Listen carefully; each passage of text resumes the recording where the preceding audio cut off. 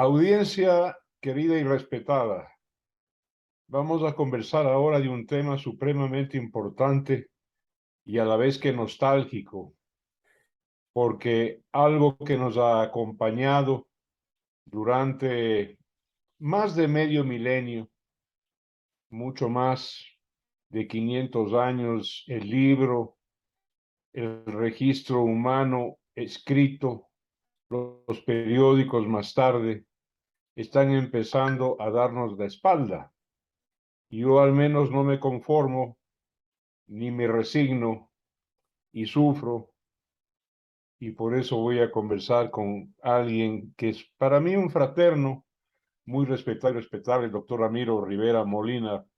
Ramiro Rivera es ministro de Estado, ministro de la Política, ministro de Información, ex concejal del Distrito Metropolitano y catedrático universitario además. Ramiro, te doy una muy cordial bienvenida. Este momento te desempeñas como presidente del directorio de Diario El Comercio y vamos a hablar de algo que nos compete y a ti también. Bienvenido. Muchas gracias, Marcelo, por tu deferencia, por tu consideración que siempre has guardado, que es absolutamente recíproca. Y claro, para mí este momento es bien complicado, porque me invitas a hablar de algo que si alguien sabe a fondo, a profundidad, extensa y esencialmente eres tú. Tú eres un enorme y un gigante lector. Tú has derrochado lo mejor de tu vida en la lectura, que es quizá una de las mejores inversiones que puede hacer el ser humano, en aprender, en comprender, en fortalecer la memoria y la capacidad de discernimiento. Muchas gracias por esta oportunidad, Marcelo. Ramiro, quiero indicar algo. Algún marrano de esos, cuando presentó su libro Polibio Córdoba, y Polibio tuvo deferencias para mí en el Paraninfo de la Universidad Andina, me acerqué a saludar con este y le dije, te felicito, tu trabajo periodístico. Me dijo, eso le dices a todo el mundo. Fue una respuesta infame y ruin, pero quiero aclarar algo, Ramiro. No he visto en ninguna parte del mundo el trato hostil que se da a los entrevistados como en el Ecuador. Si tú vas a México, vas a Estados Unidos, vas a Europa, vas a Francia, a Alemania, Inglaterra, ves que el entrevistado es tratado con todo el respeto del mundo. Allí, si alguien tiene un te digo para el entrevistado, se lo dice a través de una pregunta, pero no a través de hostilidad y de revolcarlo. Pero ese género aquí en el Ecuador no funciona, parece, ¿no? Así que yo no te he llamado aquí, Ramiro, a lincharte, sino a reconocer tus méritos. Gracias, mi querido Marcelo. Bueno, tú topas un tema que es verdad, ¿no? A veces hay un rol distorsionado de quien pregunta, de quien inquiere, y a veces se considera quien inquiere, pues, el que juzga, el que determina, el que sentencia. Y eso le hace mal a un país que necesita debate, que necesita confrontar, que necesita suscitar inquietudes. Este es un país que lamentablemente no discute los temas, sino que discute a las personas. Por eso no es infrecuente que cuando alguien le critica a alguien, en vez de atacar las ideas, ataca a la persona, ¿no es cierto? Un defecto, una característica Exactamente. física, Vas lo tú que a sea. Colombia, Colombia tiene un derroche de historia con sangre, porque qué valerosos que son. Tienen una historia para dar y prestar de gestas heroicas enfrentando a la muerte. Y qué cordiales que son, qué urbanos que son, Dios mío, los colombianos. Pero bueno, el tema contigo es la escritura, Ramiro. Sí. Bueno, ¿qué sería de la humanidad, Marcelo, si es que en la historia y en las distintas etapas la evolución del ser humano no haya descubierto un mecanismo para plasmar sus ideas en piedra, en cualquier material donde pueda imprimir su pluma, su tinta, su historia? su testimonio. ¿Qué sería de la vida? Probablemente tan aburrida si es que no existiría la lectura, la escritura o la música.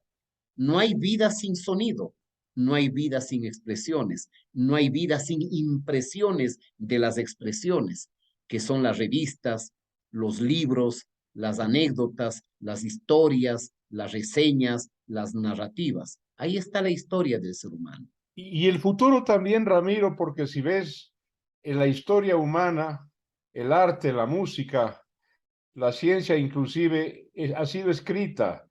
Y la ciencia matemática, la física, la macrofísica, la microfísica, tienen un lenguaje y un idioma escrito que si a ti no te lo ponen en el pizarrón, en el cuaderno o en el libro, simplemente no lo entiendes.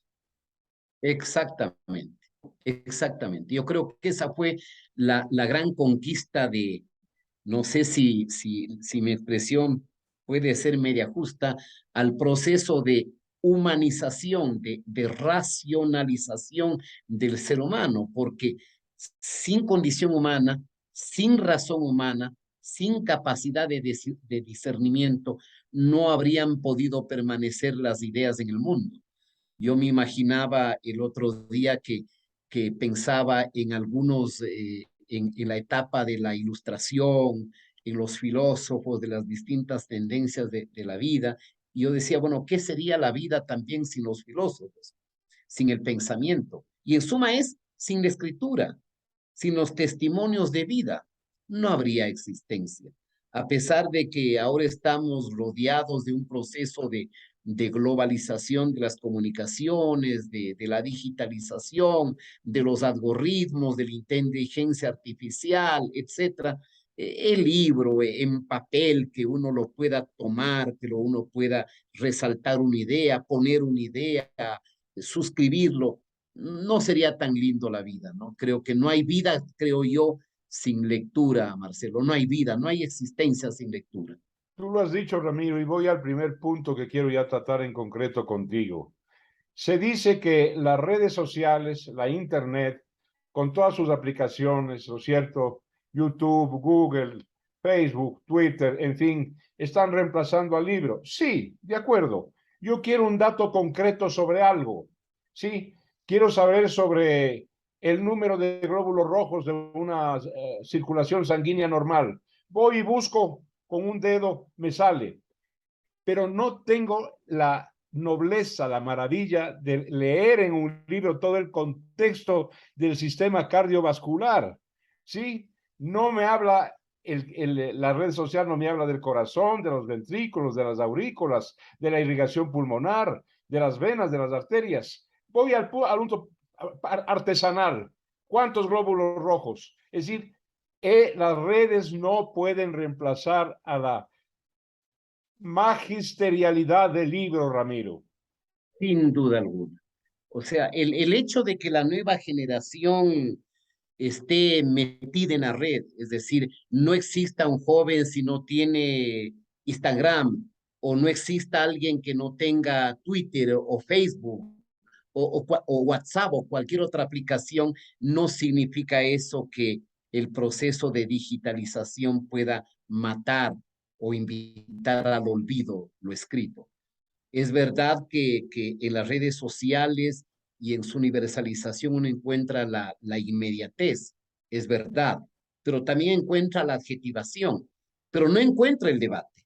Tal no encuentra el debate que el joven o el adulto en las redes busca sus comunes, sus cercanos, al extremo que cuando hay una opinión discrepante viene el bloqueo, viene la eliminación, o solo acepto como amigos del Facebook a los que son más cercanos o a los que piensan como yo.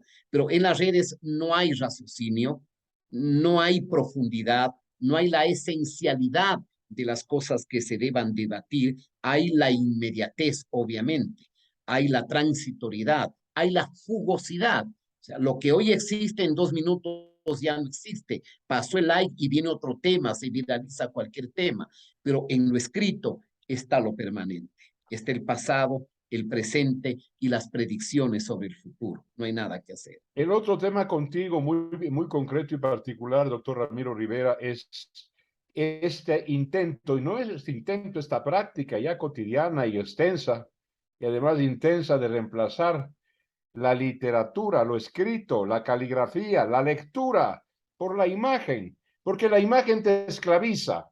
Yo enciendo la televisión, veo unas cuantas imágenes que el autor, ¿no es cierto?, me los quiere enviar y me los quiere vender y me los quiere persuadir e invitar.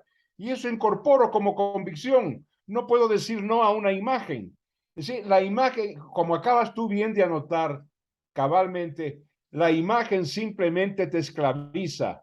¿Sí? Te pone una camisa de fuerza, te encorrala, te alambra, te hace una alambrada alrededor tuyo, no te permite debatir, no te permite razonar, no te permite oponerte, Ramiro.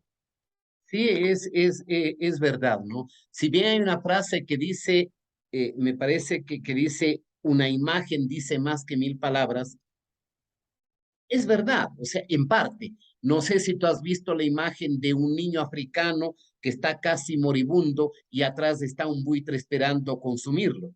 Obviamente dice muchísimo. O aquel vietnamita que con ojos de dignidad espera el disparo final de su verdugo en la guerra de Vietnam. Es verdad, pero la sola imagen no puede reemplazar el contenido. La sola imagen. El que va a ser degollado, como el niño que no tiene que comer y le esperan los buitres, me puede impactar, me puede indignar. Pero ¿contra quién me indigno? Eso tiene una explicación, un antecedente, tiene todo un contexto de irracionalidad que necesito entender para poder diseñar mi plan de combate. Exactamente. Y dice poco aún de la emocionalidad. Yo no sé quién lo dijo, pero me parece que en cada libro hay una vida, en cada libro hay un viaje, en cada libro hay una identidad, en cada libro hay la universalidad. Entonces, una imagen, que puede ser la foto, un acto que puede ser el TikTok, una frase hiriente que puede ser en Twitter, nunca puede reemplazar la capacidad del ser humano de utilizar la razón, de mezclarla y combinarla con la emoción, de vivir, de inventar, de reinventar y de revivir en cada una de las lecturas que uno pueda tener, en cada momento de su tiempo, Marcelo. Porque acordémonos, en nuestra juventud, probablemente a los 15 años, nos emocionaba el manifiesto del Partido Comunista de Marx y Engels en 1847, me parece, no lo sé. 48. 48, ¿no es cierto? Nos podía haber impresionado un libro de Lenin sobre la Revolución Rusa, pero en cada edad nos emocionamos con cada lectura, con la literatura, con la ciencia, con el ensayo, con la novela, con el libro científico, con el análisis histórico, politológico, sociológico, de lo que sea, de la propia filosofía. Es decir, yo creo que en el libro, en la escritura y en la palabra escrita está la existencia, pero además la existencia que trasciende. ¿Cómo explicar que una novela de alguien que escribió hace 5 o 6 décadas siga teniendo una vigencia formidable, siga existiendo para los demás? Da cuenta de la relevancia de la memoria y de la importancia de la escritura y de lo escrito. Exactamente es así, Ramiro. Mira, de estos tenía yo cerca de 5,000. ¿Sabes cómo le llamo al libro, a esta bendición de Dios y de la cultura humana que se llama libro? Le llamo una nave, porque cada libro para mí es una nave que me lleva al universo, me lleva al conocimiento, me lleva al alma humana, me lleva a todo. Y sin embargo, la paradoja es que es una nave inmóvil, porque no tiene velocidad. La velocidad está dada por el pensamiento que capta el contenido de mi nave. Me parece que tu alegoría o tu comparación me parece perfecta, ¿no? O sea, cada libro nos invita, nos lleva, nos arrastra, nos seduce. También nos puede frustrar, pero cada libro es una invitación a suscitar más capacidad de aprender, de comprender, pero también de dudar. Aquí yo me acuerdo una frase de este gran poeta Borges, que decía, yo no me enorgullezco ni me jacto por lo que he escrito, yo me enorgullezco por lo que he leído. Es decir, me parece que en la lectura está una enorme riqueza. Otros tendrán el privilegio, después de una abundante lectura, de una diversidad de información y conocimientos, racionalizar y poder producir literatura, hacer su propia producción escrita. No todos, pero la grandeza es poder aprender y poder leer y poder transportarse en algo que, como dices tú, no es que tenga un motor, no es que tenga alas, pero la imaginación tiene un motor, la imaginación y los sueños tienen alas, y eso nos ayuda mucho a los seres humanos. Así es, Ramiro. En tercer lugar, voy a entrar ya a tu materia específica, que han sido muchas en tu vida, pero ahora enfrentas una. Tú eres el presidente del directorio del venerable, del maravilloso, del infaltable, del inexorable diario El Comercio de Quito, que es una prensa ya de alcance y de prestigio mundial. Tú diriges ahora y deben a todos ustedes, a ti, preocuparte sobre su futuro. Yo, Ramiro, no puedo vivir si no leo las columnas de opinión editorial del periódico, sus, sus opinadores, sus reflexivos, sus racionalistas, la página editorial del periódico y de cualquier periódico, para mí es sine qua non. Eso no, en mí no va a desaparecer nunca, Ramiro. Es verdad, ¿no? Y eso creo que pensamos los, no sé si decir los cincuentones, los sesentones o en mi caso setentón. Creo que nos encanta ver el periódico, nos encanta tenerlo, ver la noticia del día, el análisis, el enfoque de cada una de las opiniones, porque la opinión es parte del mundo periodístico. A propósito, estaba escribiendo un artículo sobre cómo la torpeza, yo diría la infinita ignorancia de algunos asambleístas hace que excluyan la opinión como parte constitutiva de la comunicación y de la información. Estaba leyendo frases de algún filósofo del siglo XVII en los albores de la Revolución Inglesa a propósito de la muerte de Isabel II, cómo reivindicaban a comienzos del siglo XVII las ideas de la libertad, el valor de la libertad de expresión, la libre circulación de las ideas. Entonces, la vida diaria tampoco sería completa si uno no podría abrir una edición de papel en el periódico de la preferencia o las columnas de editorialistas que tienen distintos sentidos u orientaciones políticas e ideológicas se dan cuenta de qué? De lo maravilloso de la diversidad humana, de la enorme bondad y el valor del pluralismo, pero también de la tolerancia, en poder leer uno algo que no está de acuerdo, pero que lo respeta y poder aplaudir algo en el que uno pueda coincidir, pero en la línea de la diversidad y de la riqueza del pensamiento. Voy a mencionarte, Ramiro, lamentablemente tengo que hacerlo, un punto negro de la historia política y de la historia intelectual e intelectiva del país ecuatoriano. Algo tan vergonzoso como que el Ecuador tendría que hacer un esfuerzo por borrar esa página y esa imagen de su propia historia. ¿Te acuerdas tú cuando Correa, este submental, porque recalco lo de submental y submoral, rompió un periódico delante de las cámaras? Sí. Y me acuerdo, mi memoria no da para tanto, me parece que tiene como nombre Oliver, que es un famoso humorista de la televisión inglesa, que le hizo un chiste al señor Correa diciendo, oiga, cuando rompes la edición de un periódico, no estás rompiendo toda la edición, no estás borrando toda la memoria. Me parece que estamos hablando de un sujeto patológicamente anormal, con enorme problema de autoestima, con un enorme peso de resentimiento y de rencor que fue Correa.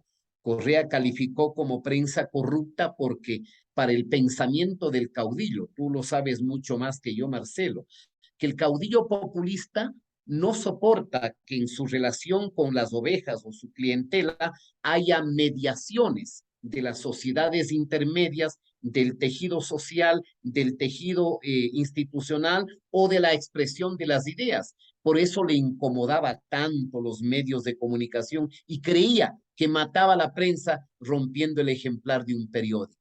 Qué fea imagen de un caudillo con tanta miseria moral y ética como fue el señor Correa. Como te dije, Ramiro, es una página negra, porque un presidente de la República marca historia y el Ecuador no merecía a este subproducto mental y subproducto moral. ¿Qué está pensando este momento Diario El Comercio, Diario El Universo, Diario La Hora, Últimas Noticias? Todo lo que nos ha hecho ecuatorianos cívicos durante más de un siglo para no, discúlpame la palabra fuerte, lamentable, lamentosa, para no morir.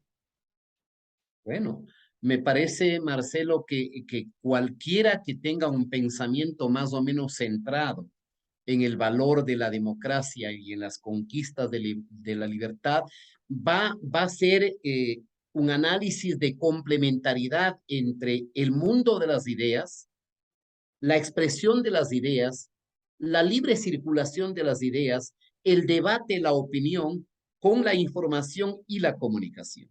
Y se habría que indagar o escarbar sobre lo nuclear, lo sustantivo, lo esencial de la democracia. Están los valores de la libertad, las conquistas de la libertad. Y la conquista de la libertad, tú sabes, que repele y rechaza toda forma de poder tiránico, toda forma de poder absoluto como el que representaba el señor Correa. Entonces, no hay democracia sin información, no hay democracia sin opinión y no hay democracia de calidad sin opinión pública. Y la opinión pública se nutre, se alimenta, se fortalece de la información, de las opiniones, de las ideas y de la libre circulación del pensamiento.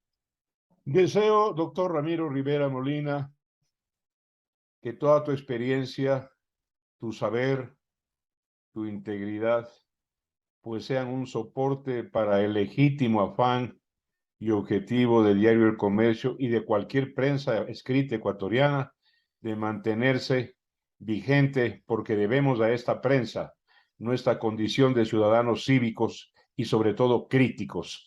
Muchas gracias, Ramiro. Marcelo, muchísimas gracias por esta oportunidad de intercambiar estos criterios y para mí una oportunidad singular y un honor haber dialogado contigo en temas en los que tenemos enormes coincidencias por nuestras convicciones democráticas, por nuestras convicciones plurales, que hace que respetemos aún la opinión ajena y distante. Muchísimas gracias.